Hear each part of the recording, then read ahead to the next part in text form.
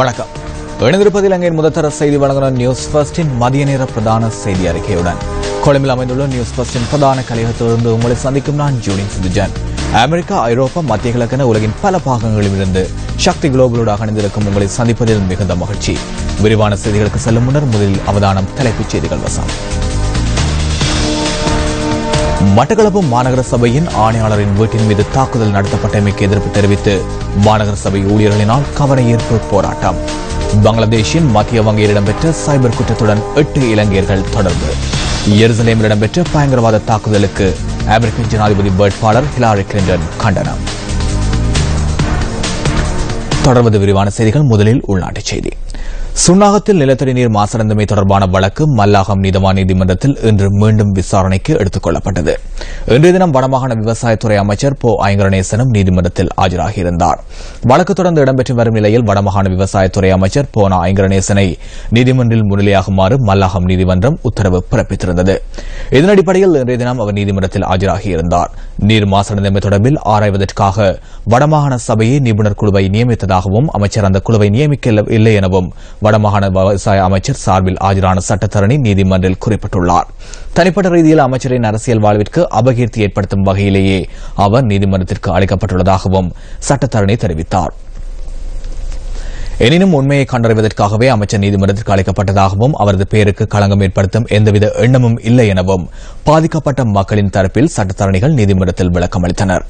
அதைத் தொடர்ந்து உடுவில், தெல்லிப்பளை, வலிகாமம் வடக்கு, தெற்கு மற்றும் வலிகாமம் மேற்கு பொது சுகாதார உத்தியோகஸ்தர்களின் அறிக்கைகளும் நீதிமன்றத்தில் சமர்ப்பிக்கப்பட்டுள்ளன.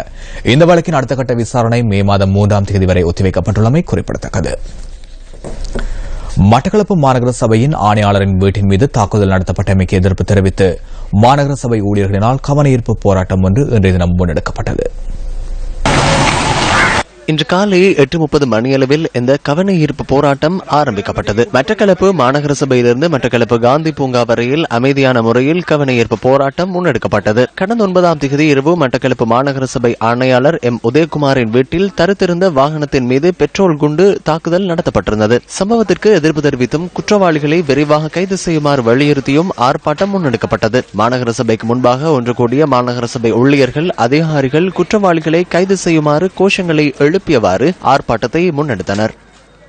9/4/2016 எங்களது மாநகர ஆணையாரின் இல்லத்தில் இடம்பெற்ற இந்த வன்முறையை கண்டித்து இன்றைய தினம் எங்களது மாநகர சபை ஊழியர்கள், உத்தியோகத்தர்கள் அனைவரும் ஒரு கண்டன பேரணி ஒன்றை நடத்தியிருந்தோம். இந்த கண்டன பேரணி ஆனது எதிர்வரும் காலங்களில் அரச ஊழியர்கள், உத்தியோகத்தர்கள், அதிகாரிகளுக்கு எந்தவித சம்பவம் இடம்பெறாதவாறு நாங்கள் இந்த கண்டன பேரணியை நடத்தியிருந்தோம். மகளூரில் இடம்பெற்ற வருடாந்த புது வருட விளையாட்டு நிகழ்வில் தமிழ் தேசிய கூட்டமைப்பின் உறுப்பினர்கள் சிலர் கலந்து கொண்டு உரையாற்றினர். இந்த நிகழ்வில் மட்டக்களப்பு மாவட்ட பாராளுமன்ற உறுப்பினர் ஸ்ரீநேசன் பிரதம அதிதியாக கலந்து கொண்டார். வடக்கு கிழக்கு என்கின்ற மொழி வாரியான இந்த 2 மாகாணங்கள் இணைக்கப்படுவதன் மூலமாகத்தான் நிச்சயமாக தமிழ் பேசுகின்ற தமிழினமாக இருந்தால் என்ன, முஸ்லிம் சகோதரர்களாக இருந்தால் என்ன, அவர்கள் நிம்மதியாக பலமாக வாழக்கூடிய ஒரு சூழ்நிலை உருவாகும். 2 மாகாணங்களும் துண்டாடப்படுமாக இருந்தால் பெருந்தேசியவாதிகள், பேரினவாதிகள் 2 சமூகங்களையும் கூறு போட்டு அவர்களுடைய அரசியல் சித்து விளையாட்டுகளை அவர்கள் செய்யக்கூடிய வாய்ப்புகள் அதிகமாக இருக்கின்றது. நாங்கள் தமிழ் தேசிய கூட்டமைப்பு இன்றும் போராட்ட குணாம்சங்களுடன் இருக்கின்றோம். ஆனால் மக்கள் அந்த நிலைமையில் இல்லை. இந்த நிலையில் நாங்கள் வெளிநாடுகளை அனுசரிக்க வேண்டும், ஐக்கிய நாடுகளை அனுசரிக்க வேண்டும்.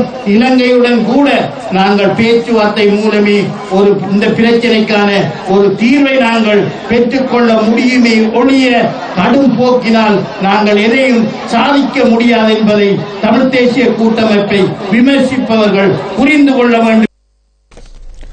புதுக்குடியிருப்பு வைத்தியசாலையில் புலம்பெயர் அமைப்புகளின் நிதியில் கட்டப்பட்ட நோயாளர் விடுதி நேற்றைய தினம் திறந்து வைக்கப்பட்டது. இந்த நிகழ்வில் வடமாகாண சுகாதார அமைச்சர் ப சத்தியலிங்கம், வடமாகாண சபை உறுப்பினர் து ரவிகரன், வடமாகாண சபை பிரதி அவை தவிசாளர் ஆண்டனி ஜெகநாதன் உள்ளிட்ட பலர் கலந்து கொண்டிருந்தனர். கொழும்பு காண்டி அதிவேக வீதியின் நிர்மாண பணிகள் எதிர்வரும் ஜூன் மாதம் ஆரம்பிக்கப்படும் என நெடுஞ்சாலைகள் அமைச்சு தெரிவித்துள்ளது. 3 கட்டங்களின் கீழ் நிர்மாண பணிகள் முன்னெடுக்கப்பட உள்ளதாக அமைச்சர் லக்ஷ்மன் கிரியல்ல இதன்போது குறிப்பிட்டுள்ளார். அதற்கமைய முதல் கட்ட நிர்மாண பணிகள் சீன நிறுவனம் ஒன்றிடம் கையளிக்கப்பட்டுள்ளதாகவும் அவர்கள் வேலை திட்டத்திற்கான ஆரம்பகட்ட நடவடிக்கைகளை முன்னெடுத்துள்ளதாகவும் அமைச்சர் கூறியுள்ளார். இதேவேளை கொழும்பு கண்டி அதிவேக வீதியின் 2ஆம் கட்ட நிர்மாண பணிகளுக்கான நிதியை ஆசிய அபிவிருத்தி வங்கி வழங்குவதற்கு உறுதியளித்துள்ளதாகவும் நெடுஞ்சாலைகள் அமைச்சர் தெரிவித்துள்ளார். மேலும் இந்த வீதியின் 3ஆம் கட்ட நிர்மாண பணிகளை உள்நாட்டு நிறுவனங்களின் வேண்டுகோளுக்கு அமைய அவர்களிடம் கையளிக்கப்பட்டுள்ளதாகவும் அமைச்சர் லக்ஷ்மன் கிரியல்ல குறிப்பிட்டார். நிர்மாணத்தின் போது சுவீகரிக்கப்படும் தனியார் காணிகளுக்கான இழப்பீடு வழங்கவும் நடவடிக்கை எடுக்கப்பட்டுள்ளதாக நெடுஞ்சாலைகள் அமைச்சர் லக்ஷ்மன் கிரியல்ல மேலும் சுட்டிக்காட்டினார். பங்களாதேஷின் மத்திய வங்கியில் இடம்பெற்ற சைபர் குற்றத்துடன் 8 இலங்கையர்கள் தொடர்பு பட்டுள்ளதாக ராய்ட்டர்ஸ் செய்திச் சேவை செய்தி வெளியிட்டுள்ளது. பங்களாதேஷின் மத்திய வங்கியிலிருந்து சந்தேக நபர்களால் $10 மில்லியன் அமெரிக்க டாலர்கள் கொள்ளையடிக்கப்பட்டுள்ளதாக அந்த நாட்டு போலீசார் குற்றம் சுமத்தியுள்ளனர்.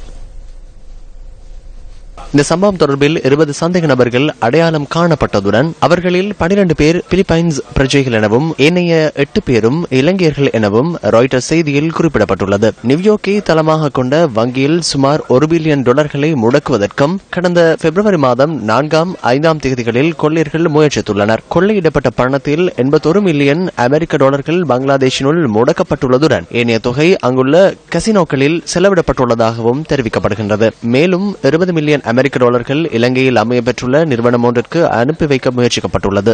எனினும் குறித்த நிறுவனத்தின் பெயர் தவறாக குறிப்பிடப்பட்டிருந்ததால் வங்கியில் சிவப்பு எச்சரிக்கை விடுக்கப்பட்டதை அடுத்து பண பரிமாற்றம் நிறுத்தப்பட்டுள்ளது. இந்த சம்பவத்துடன் தொடர்புடையவர்களை கண்டுபிடிப்பதற்கு சர்வதேச போலீசாரின் உதவியை நாடியுள்ளதாக பங்களாதேஷின் குற்றப்புலனாய்வு பிரிவின் உயர் போலீஸ் அதிகாரி ஒருவர் கூறியுள்ளார். எவ்வாறாயினும் சந்தேக நபர்களின் விவரங்கள் இலங்கை அதிகாரிகளுக்கு அனுப்பி வைக்கப்பட்டுள்ளதாக ராய்ட்டர்ஸ் செய்தியில் குறிப்பிடப்பட்டுள்ளது. இந்த சைபர் கொள்ளை சம்பவம் தொடர்பில் இலங்கை குற்றப்புலனாய்வு பிரிவினரும் தீவிர விசாரணைகளை மேற்கொண்டு வருவதாக அந்த செய்தியில் மேலும் சுட்டிக்காட்டப்பட்டுள்ளது. லக்கல போலீஸ் நிலையத்தின் துப்பாக்கிகள் திருடப்பட்ட சம்பவம் தொடர்பில் மாத்தளை லக்கல போலீஸ் நிலையத்தின் போலீஸ் உத்தியோகத்தரிடமிருந்து வாக்குமூலம் பதிவு செய்யப்பட்டது. லகல போலீஸ் நிலையத்தின் ஆயுத களஞ்சியத்திலிருந்து T56 ரக துப்பாக்கி ஒன்றும் 5 ரிவால்வர்களும் கடந்த 14ஆம் தேதி இரவு 11:30 அளவில் திருடப்பட்டிருந்தன. துப்பாக்கிகள் திருடப்பட்டிருந்த சமயத்தில் 2 போலீஸ் உத்தியோகஸ்தர்கள் கடமையில் ஈடுபட்டிருந்ததாக போலீசார் தெரிவிக்கின்றனர். குறித்த போலீஸ் உத்தியோகஸ்தர்களிடம் விசாரணைகள் நடத்தப்பட்டுள்ளதாக குற்றப்புலனாய்வு திணைக்களம் தெரிவிக்கின்றது. இந்த சம்பவம் தொடர்பிலான விசாரணைகளுக்கு போலீஸ் மோப்ப நாய்களும் பயன்படுத்தப்பட்டுள்ளன. இதைத் தொடர்ந்து லக்கல வெள்ளேவல சந்தகல விகாரை வளாகத்திலிருந்து களவாடப்பட்ட துப்பாக்கிகள் மீட்கப்பட்டன. மீட்கப்பட்ட ஆயுதங்கள் கைவிரல் அடையாள பரிசோதனைகளுக்காக கொழும்புக்கு அனுப்பி வைக்கப்பட்டுள்ளன. புது வருட காலத்தை முன்னிட்டு மீட்கப்பட்ட ஆயுதங்கள் தொடர்ந்தும் போலீஸ் நிலையத்தில் வைக்கப்பட்டுள்ளன. கொழும்பு 11 ஸ்ரீ சித்தி விநாயகர் ஆலயத்தின் சித்திரை தேர் விழாவின் வைரவர் பூஜை இன்று மாலை இடம்பெறவுள்ளது. ஸ்ரீ முத்து விநாயகர் ஆலயத்தில் கடந்த 14ஆம் தேதி காலை இடம்பெற்ற வசந்த மண்டப பூஜையை அடுத்து சுவாமி உள்வீதி வலம் வந்தார். இதனையடுத்து முத்தேரில் சுவாமி ஆரோகணிக்கப்பட்டார். மங்கள வாத்தியங்கள் முழங்க பக்தர்களின் அரோகரா கோஷத்துடன் முத்தேர் பவனி இடம்பெற்றது.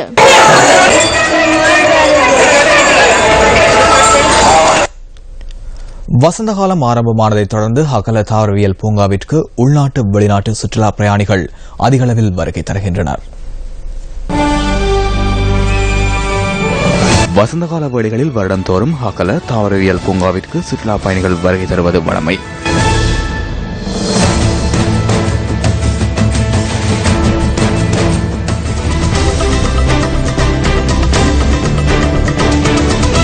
பாடசாலை விடுமுறை என்பதால் உள்நாட்டு சுற்றுலா பிரயாணிகள் அதிகளவில் இங்கு வருகை தருகின்றமை குறிப்பிடத்தக்கது.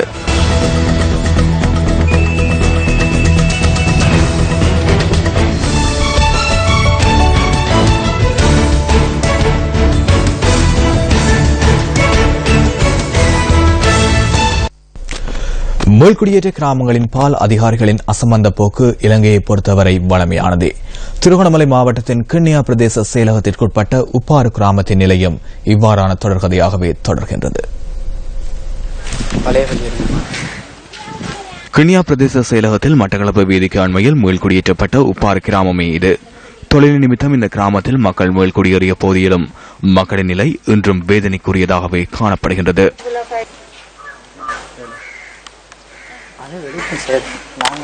உப்பாறு மீள்குடியேற்ற கிராமத்தில் சுமார் 370க்கும் மேற்பட்ட குடும்பங்கள் வாழ்ந்து வருகின்ற போதிலும் அவர்களுக்கான அடிப்படை வாழ்வாதார தேவைகள் கூட மறுக்கப்படுகின்றமை வேதனைக்குரியதே. விவசாயம், கால்நடை வளர்ப்பு மற்றும் மீன்பிடியை ஜீவனோபாயமாக கொண்ட உப்பாறு கிராம மக்கள் அடிப்படை வசதிகள் ஏதுமின்றி இன்னல்களையே எதிர்நோக்கி வருகின்றனர்.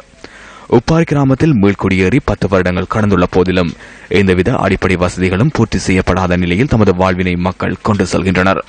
90ஆம் ஆண்டு உப்பாறு பகுதியிலே இருந்து நாங்கள் அகதியாக்கப்பட்டு திரும்பவும் இந்த பகுதிகளுக்கு தானாகவே வந்து எங்களுடைய சுய விருப்பத்தோடு இந்த எங்களுடைய இடங்களை நாங்கள் கைப்பற்ற வேண்டும் என்ற எண்ணத்தோடு நாங்கள் மீண்டும் இங்கே வந்திருக்கின்றோம்.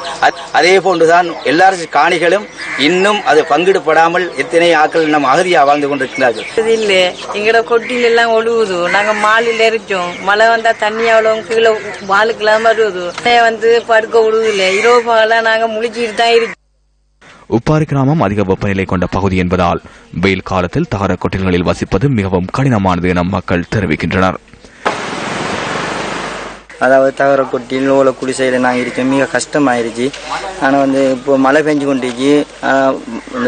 வெள்ளம் பரவி கொண்டு போனால் எங்களுக்கு போக்குவரத்து அதெல்லாம் ஒன்றும் செய்ய இயலாது. நாங்கள் வள்ளத்தில் தான் நாங்கள் அக்கறைப்பட்டு போகணும் கிணியாக்கு. அதனால எங்களுக்கு இந்த வீதி வசதிகளும் இல்லாமல் இருக்குது. இதையும் செஞ்சு தந்து எங்களுக்கு இந்த அதாவது யானை தொல்லைகளால் இந்த ஓலை குடிசையில் இந்த தகர கொட்டிலாம் எங்களுக்கு இருச்ச இயலாது. தேர்தல் காலங்களில் வாக்குகளை கேட்டு வரும் அரசியல்வாதிகள் அதன் பின்னர் குளிரூட்டப்பட்ட வாகனங்களில் இருந்தவாறு வெயிலின் கொடுமையில் வாடும் தம்மை புறக்கணிப்பது எவ்வாறு நியாயமாகும் என இந்த மக்கள் விசனம் வெளியிடுகின்றனர்.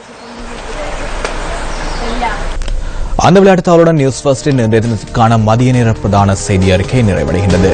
நியூஸ் ஃபர்ஸ்டின் பிரதான செய்தி அறிக்கை இரவு 8 மணிக்கும் மணித்தியாளர் செய்திகளை 2:25க்கும் எதிர்பாருங்கள். வணக்கம்.